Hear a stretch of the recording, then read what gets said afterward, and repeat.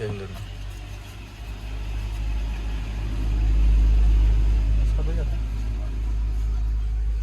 10 रुपए के 2 ही केले भाई। 10 के 2 ही केले कि 3? 20 का 4 परसों से 20 महंगा हो गया ना अभी आजकल केला। बहुत चीज महंगा हो गया। केला महंगा हो गया।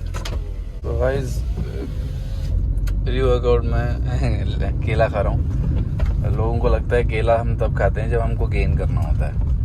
देखो, जो भी इंसान आपको कार्ब्स अवॉइड करने के लिए बोल रहा है, जो भी आपको बोल रहा है कि कार्ब्स नहीं खाना है, वो कह रहा है कि आप जल्दी से मर जाओ, मतलब आपको जीने का हक नहीं है। जो कह रहा है आपको सॉल्ट छोड़ दो, वो कह रहा है जल्दी से मर जाओ।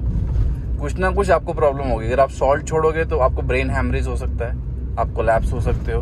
अगर आप कार्ब्स छोड़ रहे हो तो आप डिप्लीट हो सकते हो। आपका बॉडी में से ग्लाइकोजन जो आपको एनर्जी प्रोवाइड करता है वो कम हो जाएगा। तो अगर वो कम होगा तो आप गिर सकते हो कहीं पे भी।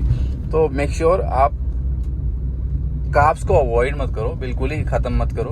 कार्ब्स खा सकते हो लेकिन उसका अमाउंट पता होना चाहिए आपको कि किस अमाउंट में खाना है। अभी तू खाएगा केला?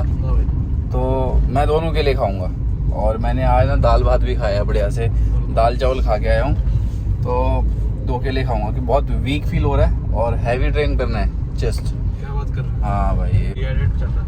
हाँ मेरा बॉडी डिहाइड्रेटेड लग रहा है। क्यों, पानी वानी नहीं पी रहा क्या? कार्ब्स कम खाने से भी हो रहा होगा। कम खा रहा है ना, तो कार्ब्स कम खाएंगे तो डिहाइड्रेट जैसा लगेगा। ऐसा लगेगा कि आप बहुत वीक फील कर रहे हो, एनर्जी नहीं है बॉडी में। तो कार्ब्स दबा के खाओ।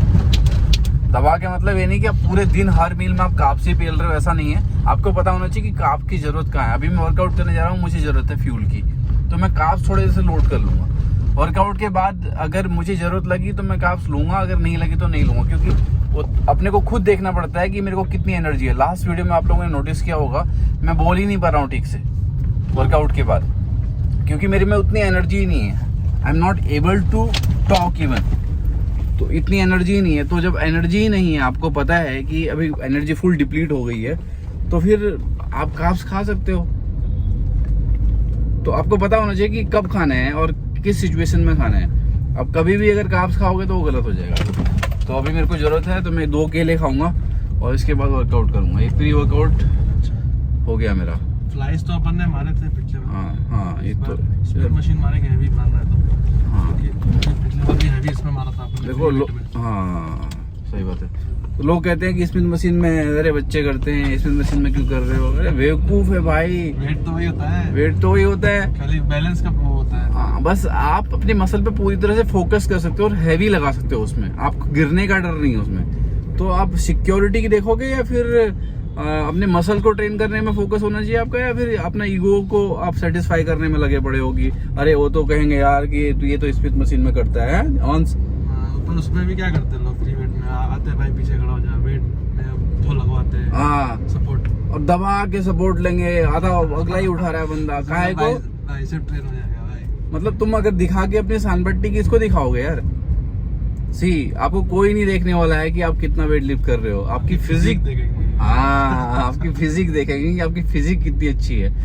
ठीक है, तो ईगो से ट्रेन मत करो, आप स्मार्टली ट्रेन करो। आपके मसल्स के लिए, आपके लिए कौन सी एक्सरसाइज ज्यादा बेनिफिशियल है, किसमें आप ज्यादा अच्छे से ट्रेन कर सकते हो, वो चूज करो। इससे क्या फर्क पड़ता है कि आप स्मिथ मशीन में ट्रेन कर रहे हो या फिर फ्री वेट ट्रेन कर रहे हो या डंबल से ट्रेन कर रहे हो, दैट डजंट मैटर। तो आज स्मिथ मशीन पे ट्रेन करेंगे, है ना? लोगों का ईगो उसी से हर्ट होगा। तो मिलते हैं जिम में पहुंच के, और मैं अकेले खा लेता हूँ। Will see on the floor. Let's check out the weight.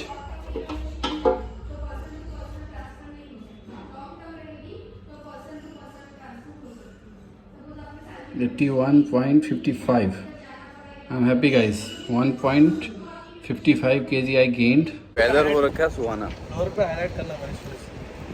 अच्छा शूज लिए हैं भाई ने, शूज लिए हैं भाई। फ्लोर पर क्या मतलब है भाई यहाँ से लेने का? बम्बई जा ही रहे थे, वहाँ से लेते हुए ले लेंगे यार। मौसम देखो गाइस क्या जबरदस्त है यार, सीरियसली मतलब मजा आ जाए ऐसे मौसम में वर्कआउट करके। तो guys I am ready for chest workout. Smith machine पे सबसे पहले फ्लैट बेंच प्रेस लूंगा, और उसके बाद लूंगा इंक्लाइन प्रेस, और उसके बाद लूंगा डिक्लाइन प्रेस। अगर स्मिथ मशीन में हो पाएगा जुगाड़ करके, तो इस मशीन पे डिक्लाइन प्रेस करूँगा, नहीं हो पाया तो मशीन पे करूँगा। और फोर्थ एंड लास्ट चेस्ट की एक्सरसाइज रहेगी बैक डेक फ्लाई, जिसको बटरफ्लाई बोलते हैं। तो बटरफ्लाई हम इसलिए करेंगे ताकि वो ठीक क्या बोलते हैं, ब्रॉडनेस बढ़े, चेस्ट की विड्थ बढ़े और ठीक से शेप में आए। और बाकी सब स्ट्रेंथ मूवमेंट करने वाले हैं ताकि चेस्ट अच्छे से फटीक हो और फुल वॉल्यूम के साथ ट्रेन हो।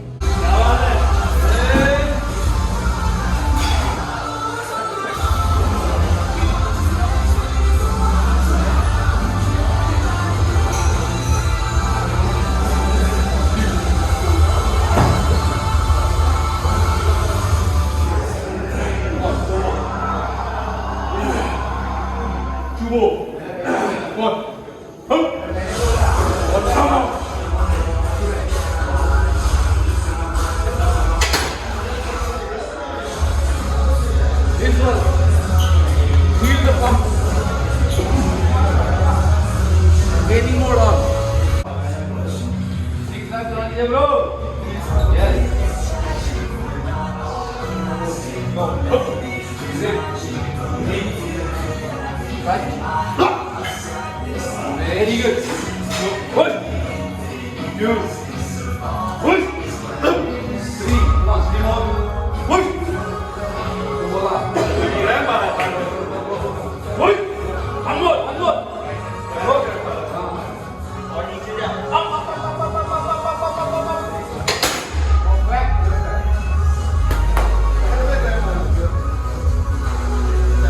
Come on. ऊपरी सपोर्ट देना होता है। चलो चलो कमान मार लोगे शेरा हट आया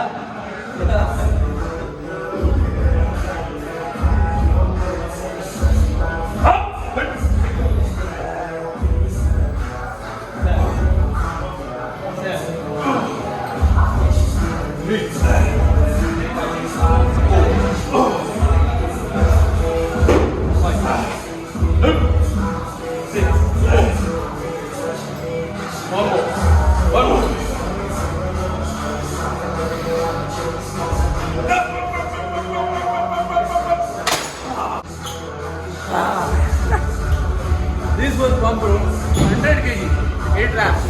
थोड़ा सपोर्ट था, मजा आ गया। क्या है यार, मेरे लिए तो इजी है सर। देखा भाई, चलो।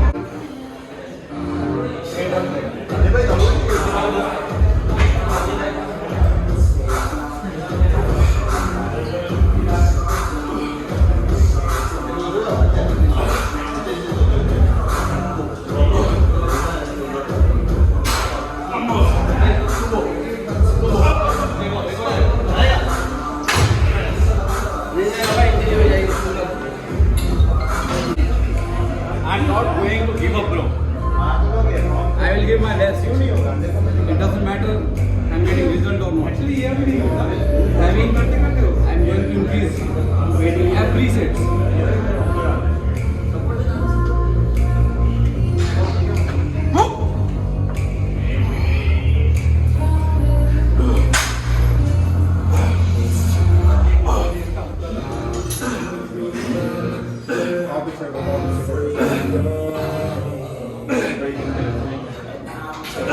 Push.